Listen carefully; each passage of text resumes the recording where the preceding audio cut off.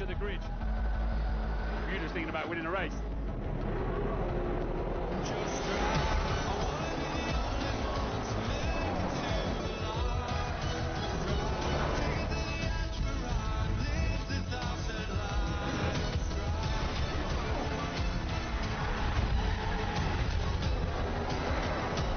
It's going to be two Mercedes going wheel to wheel into turn one. Brilliant wheel-to-wheel action, definitely game on. You'll find this moment in the race. What a great race we've got in progress.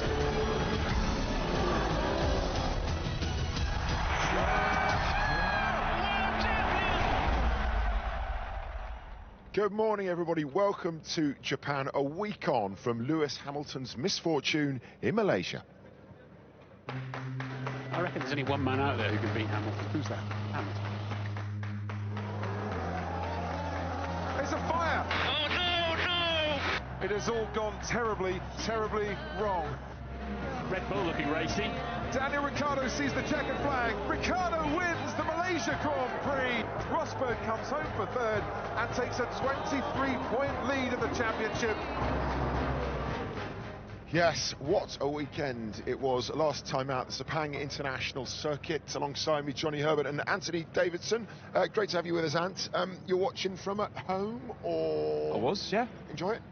Yeah, elements of it. Not particularly the point where the engine blew up. That's always hard to watch, but you know, for any driver watching on, they know exactly how that feels. Yeah, it was amazing, wasn't it? I mean, 8 points to the lead now, 23 points. Yeah. It's you know, is that now getting to an area where he's you know, slightly out of control?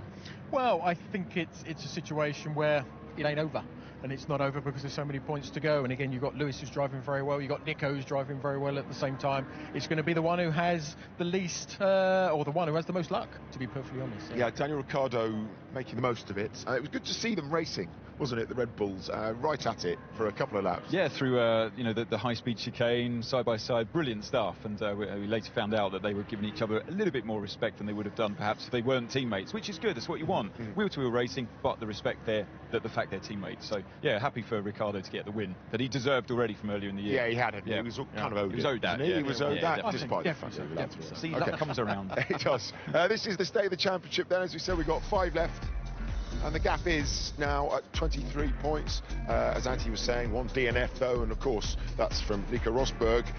He'd be right back in it. If the other way round, might be in a lot of trouble with 4 to go after this weekend. But let's see what happens. Daniel Ricciardo with that win, his first since Spa in 2014, keeps him in third. Raikkonen ahead of Sebastian Vettel a bit further down. Fernando Alonso into the top 10. In the Constructors, it can be won by Mercedes this week, provided they outscore Red Bull by 23. Red Bull are 46 ahead of Ferrari, and it's 3 in it between Force India and Williams. Let's get the views of both of the Mercedes drivers as they come in to round 17. Are you not the luckiest man in Formula One this year? Ted, now that's a bit of a big one you went for there. For sure, I'm very lucky. I have a wonderful family and I'm doing an awesome job and have a great car and everything. But I think to take that one moment and expand it over the whole season, I don't think that would be the right thing. For sure, it's tough for us when we don't all achieve what we set out to achieve. But you know, we win and we lose together, so we stick together and we regroup and we push again. There's still a long way to go, still 5 races, and usually things like that even out in the long run. Well, I hope not, but who knows what's going to happen the next few races. But if you expand it over the season that we've had, actually you get more and more luckier, because Lewis has had so many engine failures, a point that he was very keen to make sure everybody knew about at the end of the race. That's very understandable, because it's a very, very tough situation to be in, and I've been there myself. Unfortunately, you don't know really what bad luck is or where it comes from, but that's all we can depend on, and the fact that it is bad luck, and we just have to move forwards and take it in a stride. Some of the things he said, I think one shouldn't take too seriously, because when you're in such a moment, you can go a bit extreme. Yeah, it was cursing his luck, as well you might. But do you think there's a bit of a siege mentality going on with Lewis after what happened? No, I think there's an element of it, and I think it's, again, like Nico said, there's certain things you're probably not going to listen to, just it was in the heat of the moment. He's going to come here in so much, I think, power to use it on the track, and I think he's going to be quite a difficult man to beat. But as I said before, you don't know with Nico, because Nico has a certain way about him sometimes. He gets it right, he gets it hooked up, he's just as good. And a couple of tenths ahead of his teammate in both the opening sessions. What does that do for the weekend? We've seen it, you know, in the past it's not mattered, but on this particular weekend. Well, for Lewis, you know, he has to put it behind him what happened in Malaysia and carry on from where he left off, at least. You know, enjoying the moment, the last couple of laps, well, you know, enjoying the moment of leading the race and carry it on to this weekend. But it's hard to beat someone else that's riding the wave of confidence on their way to winning World Championship. Okay, well then this happened in the drivers' press conference yesterday. If you're up overnight, you would have showed us, we showed you this is on Snapchat. Lewis found something very funny, i.e. that, but some others didn't. This is what he had to say about matters. Lewis, is there anything you can share with us what you're looking at? Huh? Yeah, no, just it's quite funny. Just some snaps of us drivers. It's quite funny. That's about it. Hey man, we've been doing this a long time, and it's the same like each time. So got to keep it, adding new things to it. And sometimes rabbits can be funny. Occasionally. Johnny would have done stuff like that in his day. If you had that kind of technology at your No, disposal, you would have done I that. want to say we didn't have cameras back then. But I don't know. I think it was when the question was asked. It's just the way he... If he had come out and actually said, yeah, I'm going to have a little bit of fun here. I'm going to do sort of these bunny clips, and I'm going to show you and talk about it. But it was just the way he did it, and it didn't really quite come across. Did the Fleet Street boys take it a bit too seriously, or was there a bit of both? You know what you're going to get with Lewis sometimes. If he's in that kind of mood, he's going to, you know, he'll play with your minds. I think the problem is the format of that. You know, when you're sitting there, I've been up there before, and when you're sitting there, you don't know whether they're talking to you or whether they're talking to someone else in the group. So you kind of switch off, and he was switched off the entire time, I think. Yeah, he was. Okay, Daniel Ricciardo certainly wasn't switched off last weekend. Here's what he had to say about things coming into this. Daniel, looking back on the win last time out, does that make up for Spain and Monaco this year, really, for you now? I think, yeah, you know, it's someone asked, does it replace the win or the lost win in Monaco or something? And it's hard to say it replaces it, you know, but at the same time, I don't want to say that in a negative way. I think the win feels great, you know, and it feels like, I guess it feels worth the wait. Do I wish I would have won back then? Of course, but to just get this win and knowing that I had to, let's say, wait a little bit longer for it, made the satisfaction of the win probably even bigger.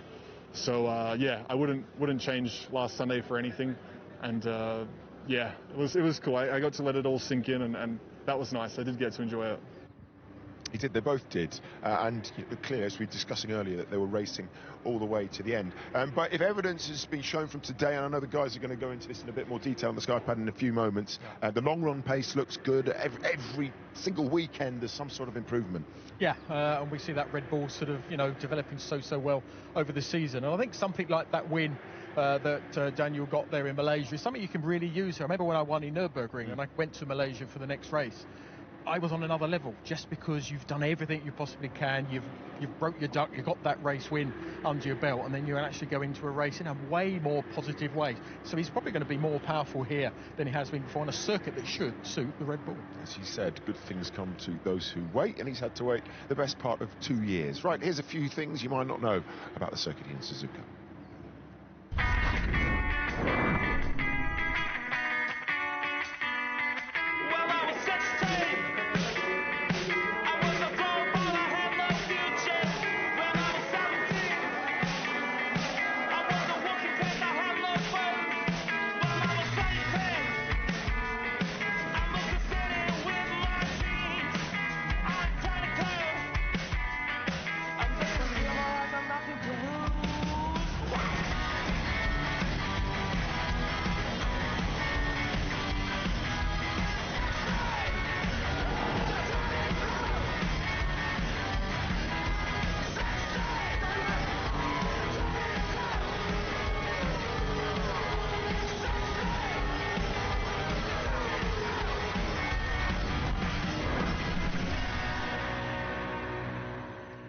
We love Suzuka, but it's a track that tests the cars, the drivers, and the tyres as well. And that soft compound tyre today, Anthony, wasn't standing up for long, but Max Verstappen found a way, didn't he?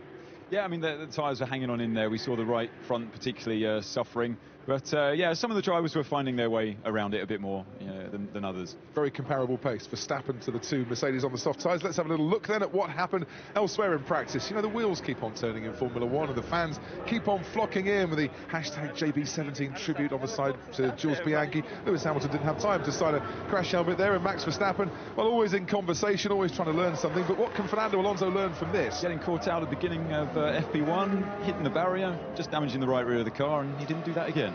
No, and he didn't do much else as well because he had to sit in the garage for a while. The halo was on Sergio Perez Force India, but that was about 20 minutes into the session that Force India put that in. And then we have this from Romain Grosjean at the second Degner. Degner 2, yeah, he had brake problems, he had the inside lock-up and reversed pretty precariously back onto the circuit, but recovered unscathed. His comment about the brakes later was reduced to 4 letters. Nico Rosberg was very happy to be the fastest man in the session. He was a second clear when he set that time, 2/10 clear of his teammate by the end of the session. Lewis Hamilton with some work to do to catch up them. Could he do it? Meanwhile, Alonso and Vettel racing side by side. Yeah, the Ferrari easily going around the outside of the Honda-powered car as Kevin Magnussen got all crossed up at the hairpin down at turn 11 and just avoided the barriers.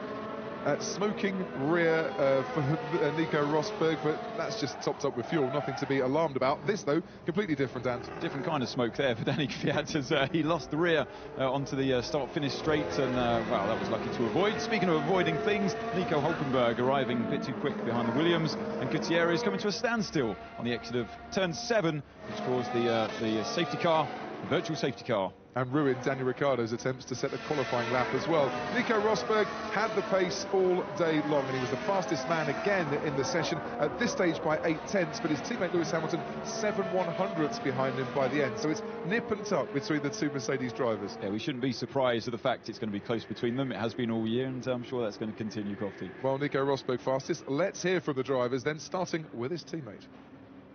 Lewis, hi, how was your Friday? Did you get through everything you wanted to get through? Yeah, it was pretty good. He didn't have any problems with the car and just worked away on setup, a bit like the last Friday that we had in Sepang. So it's been a strong day and just going to be work. We've got a lot of data, so we have to analyze and work overnight, but it's a good start. What do you need to get pole around here? What do you need from the car? I would say, I mean, the car feels great, so I would say mostly it's me. Long runs on the softs in that session, looking maybe on a par with a couple of the Mercedes. Yeah, I think actually both tires. I think even on the hard, look very, very good. But we have to wait and see if they are in the right engine mode. So yeah, it's positive. I think the lap that let's say we had to abort was probably going to be it was definitely in the 32s, so probably would have put me just behind Kimi's time. So yeah, Ferrari looked pretty strong, but we're sort of close enough, I think, for today. The feeling was not very easy, but the lap time was okay, so it improved in the end. But if we can get the good feeling and the car working as we want, I think we still can improve a lot. So we'll see what happens tomorrow. And Ferrari more in the mix. Short runs, I think they're not too far away. Long runs, I think we can have them. For now, we need to work on the speed of the car. I think. Ideally, you would always love to have more grip around here because it feels fantastic if you do. But I think we can tune the balance and distribute the grip a little bit better so that we are in a better shape tomorrow. Got to love Max. I think we can have him on the long runs. How much does Sebastian Vettel need a good weekend? He's apologised to Rosberg for what happened in Malaysia. Yeah, no, he does need a good one. It's a little bit sort of difficult for him. His teammate Kimi doing a great job at the moment. So you always know Sebastian. When it all comes together for him, he's always going to do a good job. But it's going to be very competitive this time around because I think it's not just Ferrari and Mercedes. There's the Red Bull in the mix at the same time. And even Force India. They seem quite happy with those long runs as well. Talking to our good friend Otmar Safnauer, yes. He said, he thinks they're right on top of Ferrari. Yeah, which I think is great for us. They were very good in the one lap, and I think as far as it comes down to the race, who knows? And that's what's going to be damn interesting. Think back 20 years to here in Suzuka and to these two. It is still, of course, the 20th anniversary of Champs' championship winning season. You've made so many championship winning cars now, it's hard to keep count.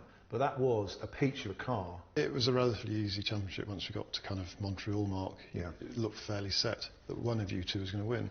The other aspect of it that made it particularly enjoyable for me was that I was effectively your race engineer that year. Yes. Which I hadn't been a race engineer since my IndyCar days.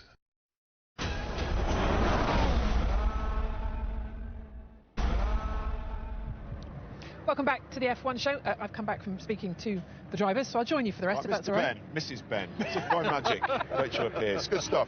Nice to have you with us. As I was saying before the break, 20 years ago here at Suzuka, our friend Damon Hill came round that final bend and Murray Walker declared, I've got to stop because I've got a lump in my throat, and I think we all did. Not a dry eye in the house, and we were very happy for him and for his wife, his family, for Adrian Newey, the man that built that great FW18, and the two sat down and talked about it this week. Time flies, doesn't it, in this business? We're looking back to '96, the FW18, which was, I mean, you've made so many championship winning cars now, it's hard to keep count, but that was a peach of a car that you gave me. What do you remember about that year? It was a relatively easy championship once we got to kind of Montreal mark. Yeah. It looked fairly set that one of you two was going to win. The other aspect of it that made it particularly enjoyable for me was that I was effectively your race engineer that year. Yes. Which I hadn't been a race engineer since my IndyCar days. I think it's one of the most enjoyable things, part of this week, actually working on how to get the best handling and discussing the car, and then when you've got some setup and you go out and it works, it's very rewarding. It's very rewarding. And we obviously developed the setup. We ran a similar setup, funnily enough, to what I've always tried to use since, which is quite a high rear ride height, so lots of rake. Yeah. And quite soft rear springs. Well, you've definitely gone up on the rate now, haven't you? I mean, it's ridiculous. The car looks like it's like a wheelbarrow. It's just chasing downforce. I have to thank you again. I thanked you before, but I mean, it was an absolute pleasure and a delight to have driven the car, and you've gone on to win plenty more since that one. But it was very nice chatting to you about it was a good 96. season. Thank you. Well, as you can see more of that on Saturday in our qualifying show. Johnny, Adrian, you're responsible for so much success in this paddock. Yeah, but I think it was just the way that he went about his racing. He was always thinking of what the next big thing was going to be, but he always seemed to find this sort of bag and sort of pull it out, and absolutely sort of everybody had no chance of doing it. But Damon was very important again in that whole ingredient, the way he worked with Adrian and the way that Adrian worked with him to be able to make him the champ we know. Brilliant. Well, from our racing hero to some other racing heroes who've had success around this circuit in Suzuka.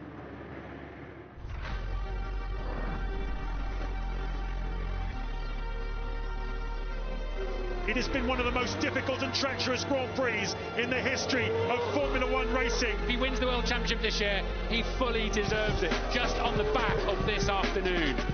That was the drive of a champion. It's the Japanese Grand Prix for Lewis Hamilton. The championship lead extends, and a very comfortable performance. Sebastian Vettel, winner in 2009, he wins in 2010, and the championship challenge from this young German is really hotting up.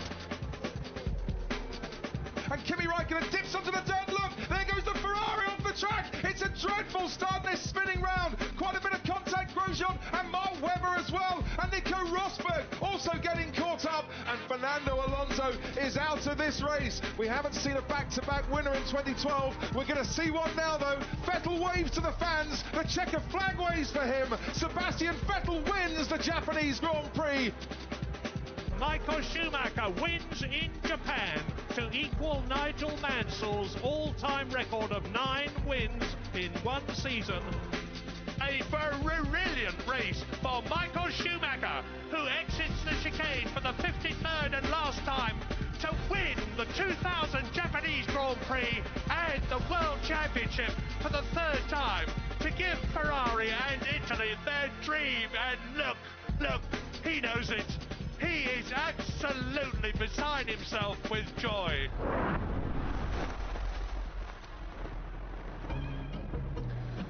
So here is a list of the multiple winners. Schumacher out in a class of his own with 6, but not too far behind him. Sebastian Vettel with 4, and there's some pretty decent names locked on too. Senna Hill, Berger, Hamilton and Mika Häkkinen. One person who's won it once around here at Suzuka is Fernando Alonso. He spoke with him. Fernando, we don't often see you spinning the car. What caused the little spin early in FP1? We're still investigating. Probably there were some issues at the aerodynamic of the rear wing, so yeah, it was just an instance there, and yeah, luckily we didn't damage the car, so we could continue running in FP1, and yeah, everything went back to normal in FP2, and not too fast seems this weekend for both Jenson and me, so we need to find something extra tonight. We have some ideas in the setup, so tomorrow hopefully it's not rainy in FP3, because if not we will enter the race and the qualifying with setup probably unknown over tonight, but yeah, it's the way it is, and yeah, we need to find something. And how much can you see and from the car, the support that you and Honda have got around here, and how much can you feel it out of the car as well, and what does it mean? Yeah, it's fantastic. Obviously, it's a very special race. It has been always a special race, the Japanese Grand Prix, but and even now racing for Honda, I think is even extra motivation. Seeing all the supporters, as you said, not only the car, outside the car, you know, in the hotels, in the paddock, in the airport. So they are everywhere supporting us, and you know, they are very, very proud of Honda racing in Formula One, and now achieving some good results. So we want to deliver the best we can for them. Thanks very much, Fernando. That's a huge weekend for McLaren Honda this weekend, isn't it? They need to have a good performance. I mean, there's always a pressure at your home race. Yeah, you want to perform well, but yeah, progressively through since last year into this year, the car's been getting better.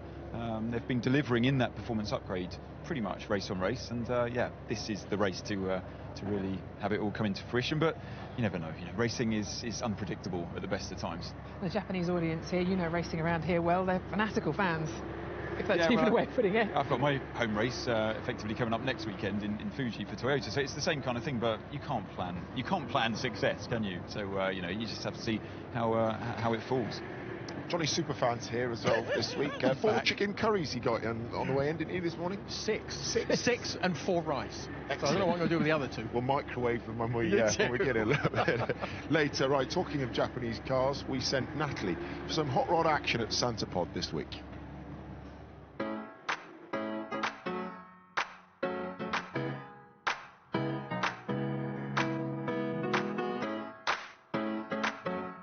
Why do you think they're so popular? Because literally, as far as the eye can see, they're Japanese cars. Have you never driven one at these kind of speeds? No, I haven't. It's addictive. You just can't get away from it, that's all. You'll be able to see that in the build-up this weekend. Just as far as you're aware, back at home, it's an early start, as you always know, with Suzuka, and we're simulcasting on Sky Sports F1 and Sky Sports 1 from 6. On air from 4:30, so even earlier on Sunday, with lights out at 6, and then Paddock Live back onto the specialist F1 channel, where we'll react and see who'll be winning this Japanese Grand Prix. And right now, Johnny, would you say it's fair to choose between a couple of Ferraris, a couple of Red Bulls, and a couple of Mercedes, or not? Well, from what we've seen today, I know it's a Friday, you never know what's going to happen, but when you talk to all the different teams, they all think they're in with a shout, which is great.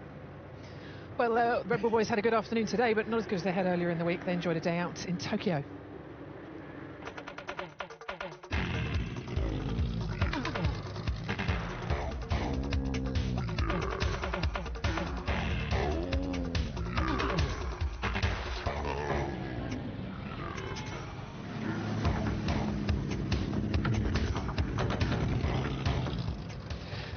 Stuff there, but also those two have nailed social media, haven't they? Because there was some banter between them yesterday on Instagram that was that was brilliant, and it was backwards and forwards, and it was a really good use of it. Well, Teammates yeah, at least getting they're along. still sharing a car, which I can't imagine would happen in some other teams. No, I don't think so. I think what was good as well. I think Danny Rick was being interviewed, and Max going past, and he shoved him as he walked past as well. It's great. They've got good guys. Absolutely, it was the school visit, wasn't it, where Daniel Ricciardo was with some of his classmates. There we go. That's just about you lot. As you can see, the sun is beginning to set here in Suzuka. There is a bit of rain forecast for the rest of the weekend, but perhaps only showers tomorrow. We shall see. Do join us, set that alarm. Thanks, guys and girls. See you then. Bye-bye. Enjoy Sky Sports F1 Live on all screens, on the go, and the best bits on demand.